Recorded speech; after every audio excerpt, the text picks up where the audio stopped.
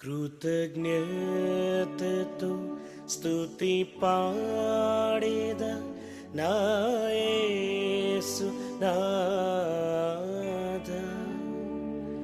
నాకై నీవు చేసిన మేలకై కోటి కోటి కృతజ్ఞతలు.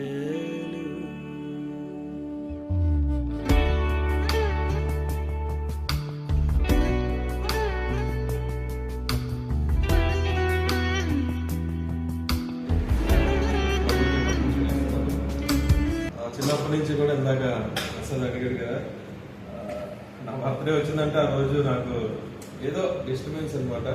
మమ్మీ కొట్టడం, లేకపోతే అమ్మ చేతిలో దెబ్బలు తినడం, ఇలా ఇలా జరిగేది. దేవుని నమ్ముకున్న తర్వాత, రక్షణలోకి వచ్చిన తర్వాత సో ప్రత్యేకంగా ఈ మందిరం కట్టుకోవడం, ప్రత్యేకంగా చాలా సంవత్సరాలు ఒంటరిగా ఉన్నాను. ఈరోజు మీ అందరూ ఉన్నారు నాకు సపోర్ట్గా, పరిచయంలో కానీ విషయాల్లో కానీ. దాన్ని బట్టి నేను దేవుడికి ఎంతగానో థ్యాంక్ఫుల్గా ఉన్నాను.